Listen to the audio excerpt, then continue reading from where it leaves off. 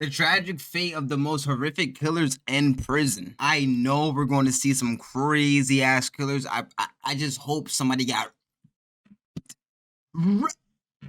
if you know what I mean. If you know what I mean, all right, let's tap in. Also, I just got done recording the Christmas video and part of the music video. You guys are going to love this. I promise you guys. Like, subscribe, and comment. It's coming soon. Stay tuned. From the inmate who was brutally murdered in his first 24 hours behind bars, to the inmates who were forced to share a cell with 400 other prisoners, new inmates are subjected to all manner of ill treatment in their first 24 hours in prison. In this video, I will be pulling back the curtains on the experiences of inmates during their first 24 hours in prison. El Chapo. El Chapo's arrival at ADX Florence marked the beginning of a new tragic chapter in his life. Before I go on with this, I feel like any cartel boss highly respected, because if anybody finds out you disrespected El Chapo or anybody like in jail, you're gonna die. Like, you know you're gonna die. So I feel like everybody just respects any mob boss or cartel boss in jail. You know what I mean?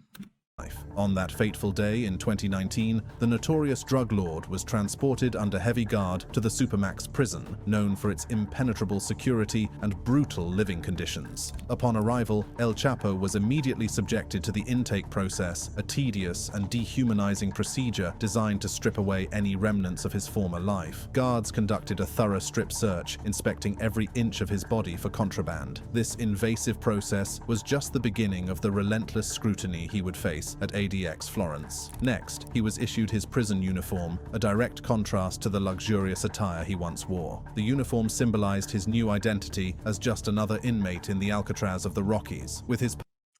I was just about to say that. It probably sucks because, bro, you was just a mob boss or a cartel boss 24 hours ago. Now people are digging in your balls and your ass. You know what I mean, chat? Like, that's what happens, though.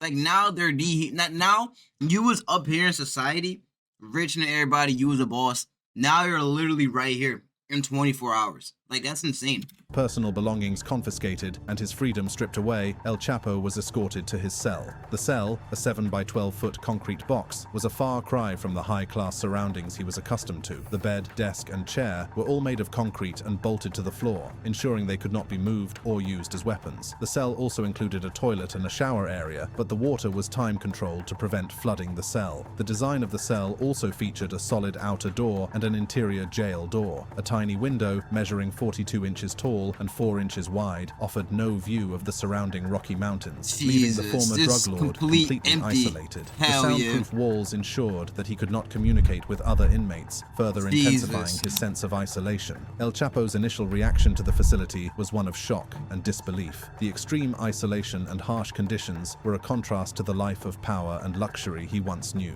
Every aspect of his life is controlled by the guards, from the timing of his meals to the hours of light in his cell. The electricity is controlled by the guards, and lights are turned off at a specific time, plunging him into darkness and reinforcing the sense of powerlessness. For 23 hours a day, El Chapo would be confined to this cell, with only... Bro, imagine in there for 23 hours.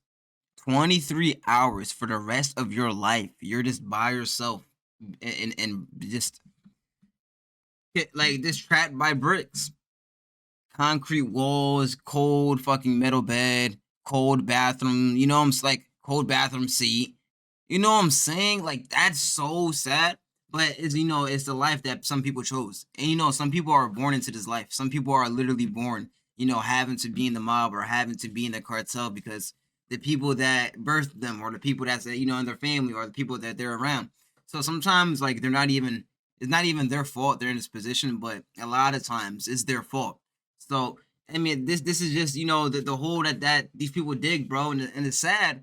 It's sad, but, bro, you know, El Chapo definitely caught mad bodies. Like, not him himself, but, like, he made a lot of people die, obviously. Like, come on, we all know who El Chapo is. Come on. Only an hour for recreation. Even Shit's then, sad, he man. would be taken to a concrete pit that resembled an empty swimming pool, surrounded by high walls and offering no view of the outside world. Under the watchful eyes of 3 guards, he could walk 10 steps in a straight line or 31 steps in a circle. This limited movement was designed to maintain the physical health of inmates at ADX Florence while ensuring that they remained disoriented and isolated. Although many have argued that the conditions in ADX Florence are inhumane, others believe that men like Chapo are deserving of this kind of treatment. At the peak of his criminal career, El Chapo ruled over the Sinaloa cartel. This Sinaloa cartel was a Mexican drug organization responsible for moving billions upon billions of dollars in marijuana, cocaine, heroin, and methamphetamine. When they were at their strongest, the organization controlled roughly 40% to 60% of Mexico's drug trade and earned about $3 billion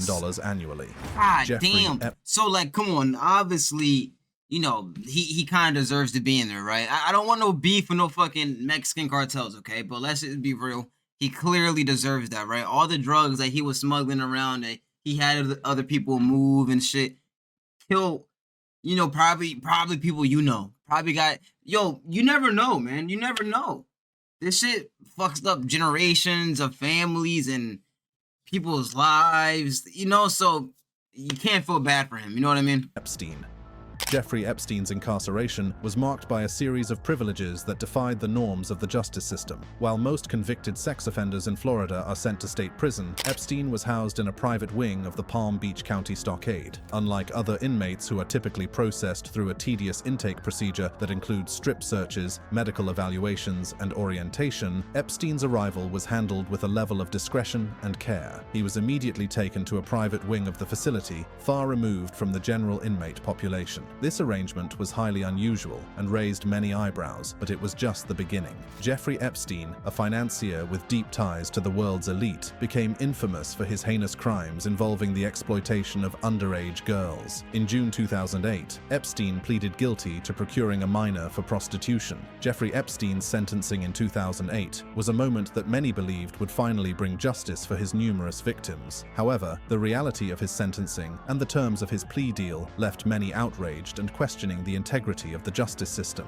Epstein's plea deal and the conditions of his incarceration were anything but typical for a convicted sex offender. After extensive negotiations with federal prosecutors, Epstein agreed to plead guilty to a state charge of procuring for prostitution a girl below the age of 18. This plea deal was highly controversial and was criticized for being far too lenient given the severity of Epstein's crimes. In exchange for his guilty plea, Epstein received an 18-month prison sentence, a year of probation, and was required to register as a sex offender. This sentence was shockingly light considering the scale and nature of Bro, like, clearly this is just because money and, you know, ties, bro. Clearly, like, if this was anybody else, they would easily be gone for mad years off the rip. You know what I mean? Clearly money ties and shit. Also, why isn't the Epstein list released yet, man? Like, why not, bro? Why isn't the list released? Hopefully the list becomes released soon. I think we know who's on the list, right? We see a lot of weird things happening in Hollywood with the Diddy stuff. You know, Jay-Z's getting some allegations now, which I think the alligator, if that's however you say it, they literally came out and said, yeah, they messed up on some parts. So, like, who's to say that those allegations are even real? You know, they're allegations after all. You know what I mean? There's a lot of weird shit happening in Hollywood, Nickelodeon, fucking all these movie executives and stuff, man. It's weird out there, bro. And I really hope we get the list one day. For real. his offenses. The plea deal also included a non-prosecution agreement that granted immunity to any potential co-conspirators. This aspect of the deal was particularly shocking, as it effectively shielded many of Epstein's associates from facing justice. The leniency of the plea deal and the immunity granted to others involved in Epstein's operation raised serious questions about the influence of wealth and power over the justice system. After serving just 3.5 months behind bars, the sheriff's office claimed that Epstein was allowed to leave the jail on work release for up to 12 hours. Like, that's so fucking crazy.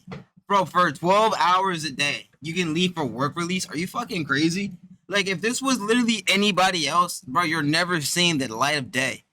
But this, just because this guy has power, money, whatever, it connects, what's that, blackmail, he can do literally whatever. That's so a crazy. day, 6 days a week. This was a clear violation of the sheriff's own policies, which required a maximum remaining sentence of 10 months and made sex offenders ineligible for such privileges. Epstein's cell door was left unlocked, giving him freedom within the facility. He had access to the attorney Like room, where a what? television was installed for his comfort. Later, he was moved to the stockade's previously unstaffed infirmary. This move further isolated him from the general inmate population. These accommodations made for Epstein were far from the harsh conditions faced by most inmates and highlighted the preferential treatment the financier received. During his work release, Epstein worked at the office of a foundation he had created shortly before reporting to jail. This foundation was dissolved after he served his time. The sheriff's office received $128,000 from Epstein's non-profit to cover the costs of extra services provided during his work release. His office was monitored by permit deputies whose overtime was paid by Epstein. These deputies What the fuck? Yo, this is so weird. Like, and now imagine how the victims feel or the victims' families. Like, bro, Jeffrey Epstein is paying the cops. I mean, like, I guess you can kind of see that's a W. I mean, like, either way, I mean, like, you're losing money having to pay for cops to look at you. I mean, I guess, I don't know. It's just very weird, bro. Imagine, you're the victim or you're the victim's family or loved ones, and you're clearly seeing the guy that did this to other families, by the way, just can leave whenever he wants, can just have his door unlocked while other, let's say a child or they're there. Some of them have way less crimes, but they're just treated like Voldemort. You know what I'm saying? They're treated like an ogre, like they're Shrek.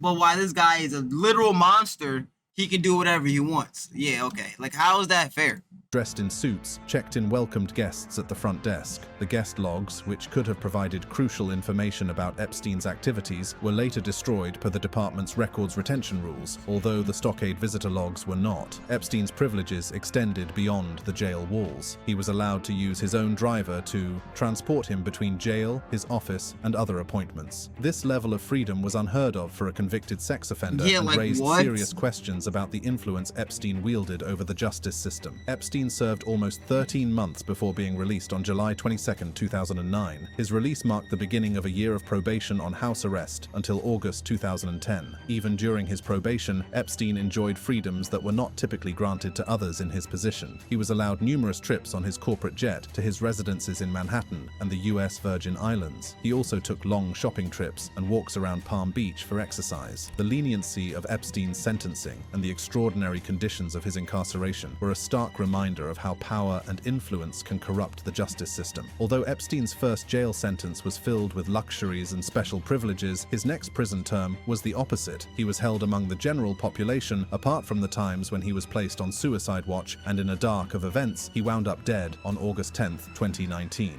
José Antonio Potes and Manuel Castrillón.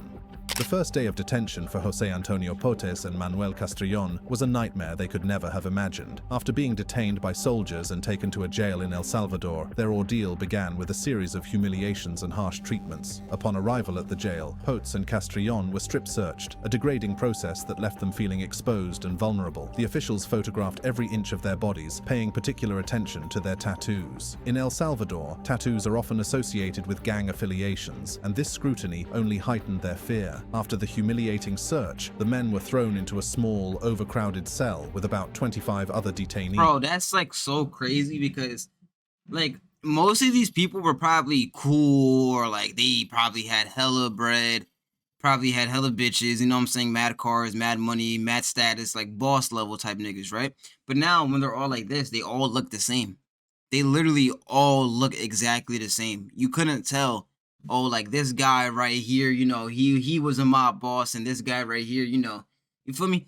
Everybody looks the same. So like doesn't matter what crime you did, bro. You're lumped in here, same as everybody. You just look like, you know, a bunch of sardines with each other, bro.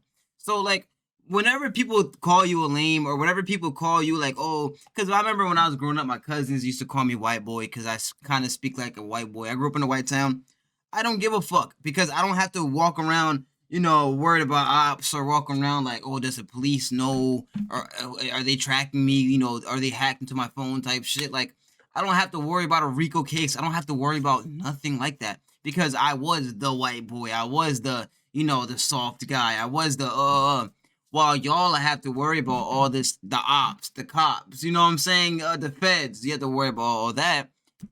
All I have to worry about is just making it in life. That's all I have to worry about. You know what I mean? So if anybody in here is like black or Hispanic or whatever, like there's people around you that thinks you're soft or think you should be more cool or tough, or you think you should be in the streets because everybody else is doing it and it's cool. In the moment, yeah, it's cool. Bro, in the long run, it's not cool at all, bro. It ruins your life. I promise you, do what you really want to do. Be yourself. And I know it's very hard and like the time we're in, because when you're yourself, everybody just wants to hate on it. You know what I mean? They want to call you a lame. Bro, be yourself. Don't worry about what other people are doing. Focus on your lane, and I promise you, man. I promise you it will all work out. For real, for real.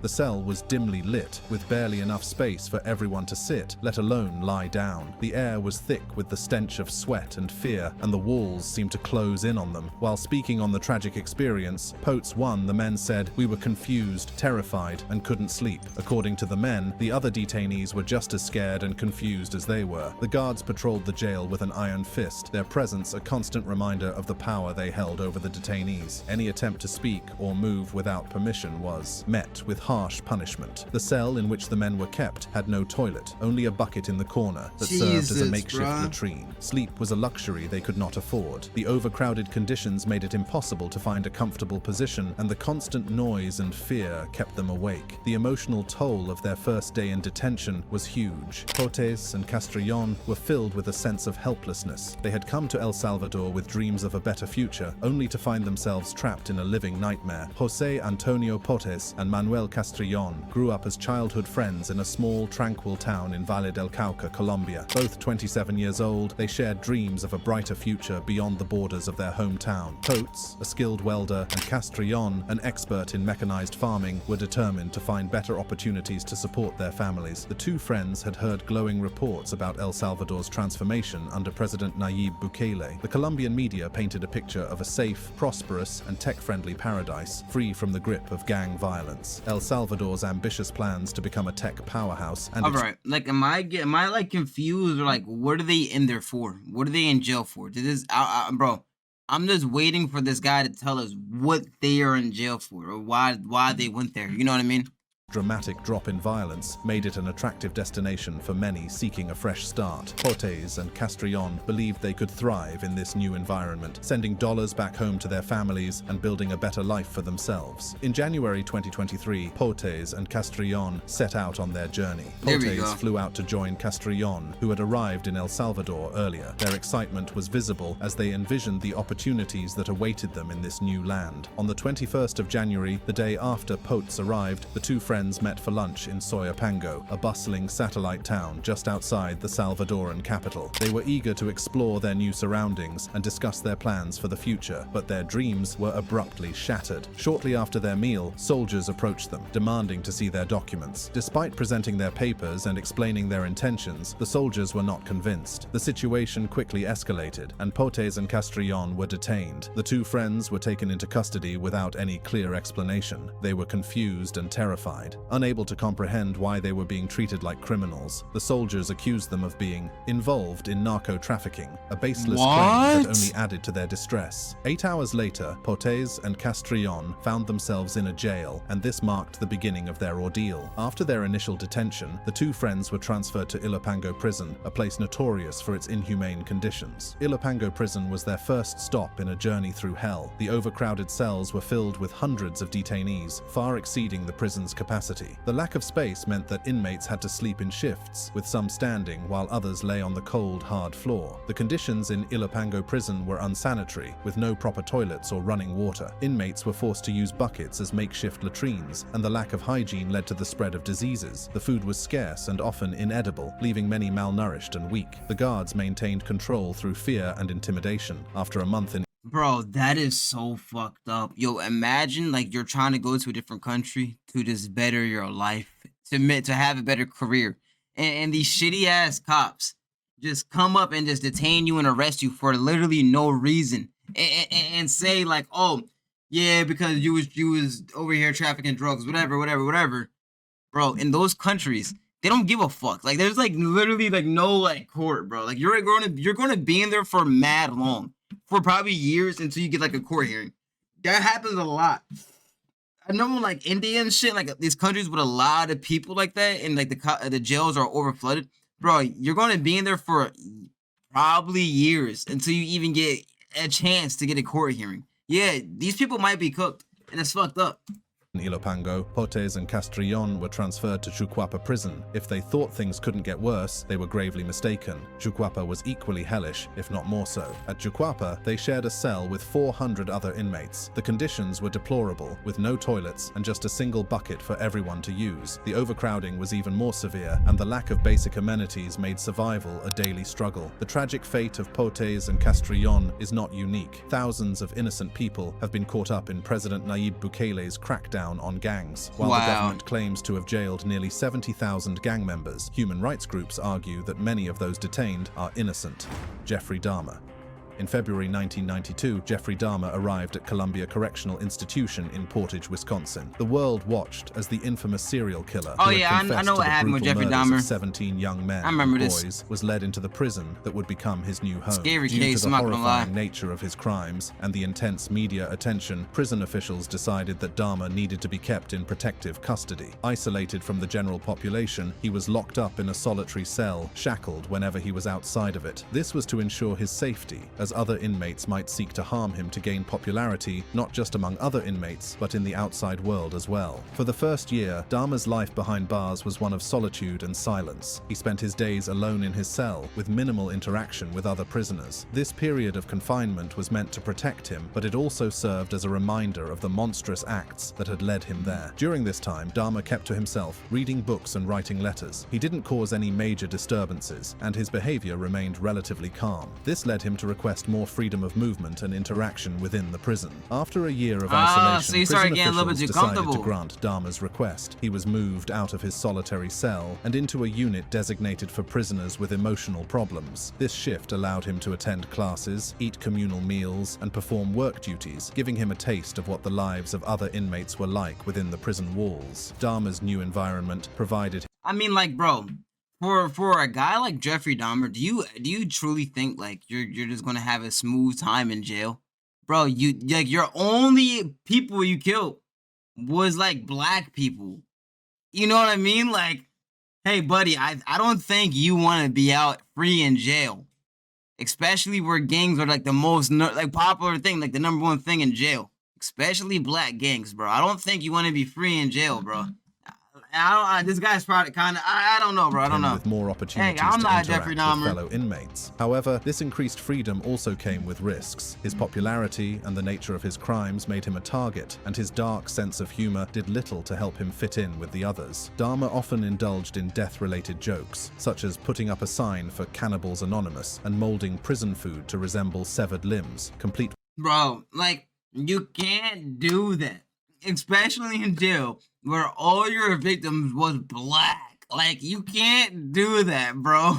ketchup as blood. These actions disturbed many of his fellow inmates, setting the stage for future conflicts. As Dahmer tried to get used to his new life within the prison, his disturbing behavior and dark humor would soon lead to deadly consequences. Amidst the darkness of his prison life, Jeffrey Dahmer began a Bible correspondence course. In the spring of 1994, he expressed a desire to be baptized. Roy Ratcliffe, a Church of Christ minister, visited Dahmer and agreed to help him with his conversion. On a fateful day in May 1993, Dahmer was baptized in a whirlpool bath at the prison. Many questioned Dahmer's sincerity, given his history of manipulation and deceit. However, he continued to meet with Ratcliffe for weekly Bible study sessions, discussing topics like death, punishment for sins, and damnation. Despite his newfound faith, Dahmer's interactions with other inmates remained tense. His dark sense of humor and disturbing behavior continued to put him at odds with those around him. In July 1994, during a chapel service, another inmate attempted to slash Dahmer's throat with a homemade weapon. The blade broke, leaving Dahmer with only a scratch. He was temporarily placed in isolation, but insisted on returning to the general population, claiming the attack was a one-time thing. Dahmer's willingness to remain among the general population puzzled many. Some believed he had a death wish, seeing how, during his sentencing, he had made it known that he wanted death for himself. On the morning of November 28, 1994, Dahmer was assigned to cleaning duty in the prison's gym bathrooms, along with Jesse Anderson and Christopher Scarver. The three were left unsupervised for 20 minutes. When guards returned, they found Dahmer and Anderson brutally beaten. Dahmer was pronounced dead an hour later, and Anderson succumbed to his injuries soon after. Scarver later revealed that he despised Dahmer and questioned whether prison personnel had intentionally left them alone. Some believe Dahmer's death behind bars was inevitable. His attorney, Gerald Boyle, suggested that Dahmer had deliberately sought out death while in prison, unable to take his own life, but expecting someone else to do it for him. If this is the case, it goes without saying that he got what he wanted. Bro, this is just a sad case. Like, holy shit. Holy shit. Like, what do you even do with a person like this? I think, because think about it, right? This person wants to die. So, do you just have them, waste their whole time in prison without the death penalty because they want to die? Like, have them suffer in prison, or just give them the death penalty? It's like a tricky situation, right? Because I don't know, truthfully, if I was like the victim's family, or I don't know what I would want.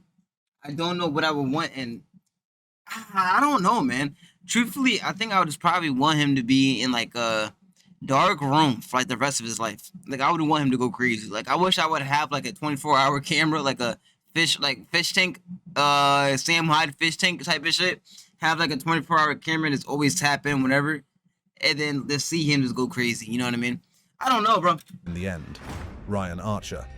Despite being behind bars, Ryan Archer tried to maintain a positive outlook. While serving his time in Reidsville State Prison, he kept in touch with his family, especially his father, Michael Archer, who remained a source of support. Michael last spoke to his son Ryan on December 11th, 2023, just 2 days before Ryan's life would come to a tragic end. During that call, Ryan mentioned that he was having some trouble inside but sounded optimistic. Michael sensed that his son wasn't telling him everything, likely to prevent his family from worrying about his safety. Ryan's time at Reidsville was filled with challenges. Behind bars, inmates often face a harsh and violent environment, and Ryan was no exception. His most recent mugshot showed visible bruising on his face, indicating that he had been involved in altercations or had been physically assaulted. On December 12th, Ryan was abruptly transferred from Reidsville to Coastal State Prison in Garden City. Transfers like these are not uncommon, but they can be a double-edged sword. While they may offer a chance to escape immediate threats, they also bring new dangers. For Ryan, this transfer would prove fatal.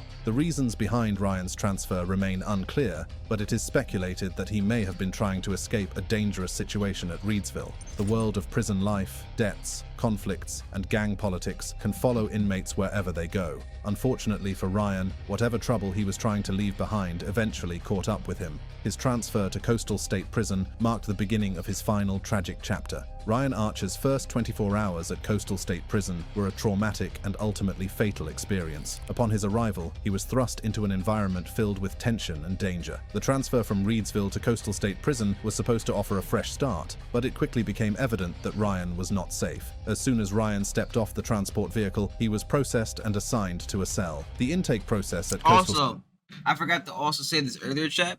A lot of times in these prisons and in these jails, the inmates know what you're there for. I don't know how they know. Listen, I've never been to jail or prisons, but I heard a lot of stories. Bro, they know what you're in there for. So, like, say somebody's a pedo, or I got laughed at for saying pedo. Is it pedo or pedo? Let me know in the comments. Listen, you don't have to let me know. Come on, like, I don't really care that much, but yeah, people know what you're in there for. So, like, if you was a snitch or whatever, people already have your paperwork. So whether you're there for it, you're either going to have a smooth time or a really hard time. So you really choose what you're going to do in the free world before you really do it, man.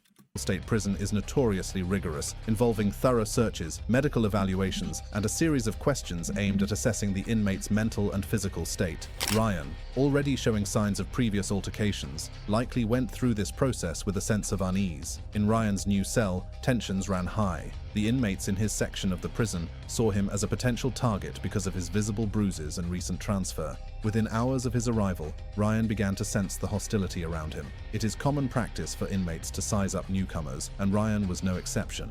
The prison gossip mill is incredibly efficient, and word of his transfer likely spread quickly. Any unresolved issues from Reidsville could have followed him, making him a target for those looking to settle scores. The exact details of the events leading up to Ryan's death remain unclear, but it is known that he was involved in an altercation with another inmate.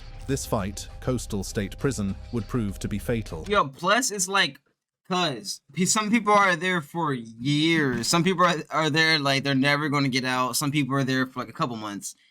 Everybody is bored, okay?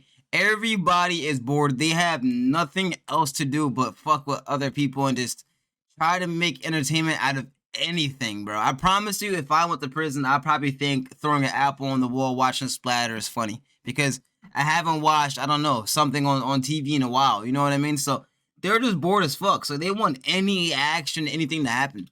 Witnesses Especially if somebody's there for life. They don't care. They're there for life. By the time prison staff arrived, it was too late. Ryan was found severely injured, with multiple wounds indicating a violent struggle. Despite the efforts of the prison medical staff, he succumbed to his injuries shortly after the altercation. Before his tragic passing, Ryan Archer, a 26-year-old man from Griffin, Georgia, had a life that took a dark turn when he was only a teenager. Growing up, Ryan was known to be a bright and ambitious individual, but like many, he fell into the wrong crowd and made some poor decisions that would alter his life forever. Ryan's criminal record began with minor infractions, but it quickly escalated. He was eventually convicted of possession of drugs and a firearm, serious charges that landed him a 10-year sentence. According to court records, Ryan was caught with a significant amount of illegal substances and an unregistered firearm during a routine traffic stop. The evidence was overwhelming, and he was sentenced to serve 2 years of the 10, with a maximum release date set for June 2024. In the aftermath of the tragic incident, the Georgia Department of Corrections launched an internal review to determine the circumstances that led to the fatal altercation. This investigation aimed to identify the individuals involved and understand how such a violent event could occur within hours of Ryan's transfer to Coastal State Prison. Prison authorities were quick to release a statement confirming Ryan's death and the initiation of the investigation on December 13th. However, the details provided were vague, leaving many questions unanswered. The loss of Ryan was not just a personal tragedy for his family, but also a painful reminder of the dangers faced by inmates within the prison system. Ryan's daughter, who he had hoped to reunite with upon his release, would now grow up without her father. The wider community also felt the impact of Ryan's death. Wait, like this, yo, I'm not gonna lie, bro. Yo, this video was clickbait as fuck, bro. This shit said the tragic fate of the most horrific killers in prison, bro. This kid just only sold drugs, and he's getting labeled as horrific killer. Like, yo, this clickbait the hell out of everybody, bro. Advocacy groups and organizations dedicated to prison reform seized upon the incident as a rallying. And guess what? I'm gonna clickbait the fuck out this video too. Yup. If I got fooled, you got fooled right with me. Cry for change. Naum. Naum, a 28-year-old man, had always struggled with his demons. Growing up in a rough neighborhood, he was no stranger to the harsh realities of life. Despite his best efforts, Naum found himself entangled in a web of drug addiction and financial desperation. His wife was pregnant, and the impending birth of his daughter weighed heavily on his mind. He needed money, and he needed it fast. On a fateful Saturday evening, Naum made a decision that would change his life forever. High on cocaine, he decided to rob a bar, believing that this was the only way to provide for his family. Armed with a plastic gun that looked deceptively real, Naum set out to commit the crime. Naum stormed into the bar, waving the plastic gun and demanding money. The patrons and the bar owner were terrified, unable to distinguish the fake weapon from a real one. Brazilian law makes no distinction between real and toy weapons in the context of a crime, and Naum's actions were about to have severe consequences. Unknown to Naum. Yeah, bro, doesn't matter. Do you think people in that time, like, do you think people are really gonna sit here and really observe the gun while you have it pointed in their faces? Like, no, I see a little smudge of orange on the tip. Is that a BB gun? No, bro. Any cop or anybody, bro. The tip can be orange. Fuck it. Anybody in that moment is gonna be like, okay, you got it, bro. Nobody's really gonna be thinking to observe the gun. Like, no, you're gonna think it's real. All you care about is your life. That's all you care about. And I'm surprised, like, the cops didn't shoot him, especially in Brazil. What? Cuz, it's ruthless out there. Police were already on their way. Within minutes, I just fucking the police arrived. I just noticed every single time I'm talking, why do I got to burp?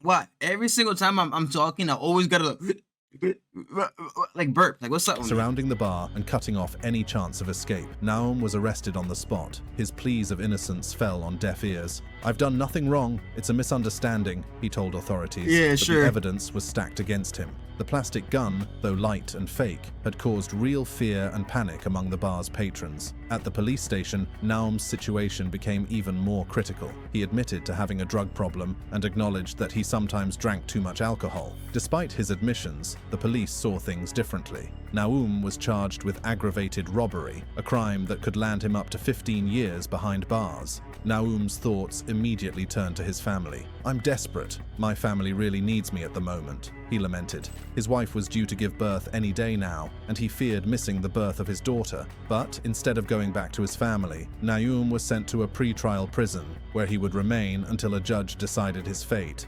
Even for a seemingly small-time criminal like Naum, the security measures were extreme. Brazil, with the world's second-largest cocaine market after the USA, is a battleground for police and drug gangs. Wait, what? The USA is #1? Bro, I think it's like Mexico or Brazil. The USA is #1, Jesus. Every prisoner transport is heavily guarded, and Naum's journey to the Porto Value prison complex like was Colombia. no exception. Upon arrival, Naum was placed in a cage, awaiting his video conference hearing with a judge. The heat was unbearable, the conditions inhumane. Yet, Naum clung to hope, believing he might be released soon. But the waiting began, and Naum's fate hung in the balance. The next morning, Naum faced the judge via video conference. His hopes were dashed when the bar owner, the alleged victim, unexpectedly testified against him. He had hoped the bar owner would not testify, and so there would be no evidence, but this was not the case. After hearing the case, the judge revealed that the final decision on whether to press charges would come by mail, leaving Naum in a state of uncertainty. Naum, unable to afford a lawyer, could do nothing but wait. If convicted, he would be transferred to the maximum security prison. Bro, you're cooked, buddy. Listen, you're cooked. Yo, when dumb Karens try to attack cops, yo, I'm definitely tapping into... Oh yeah, I'm definitely tapping into this video. Alright, good video.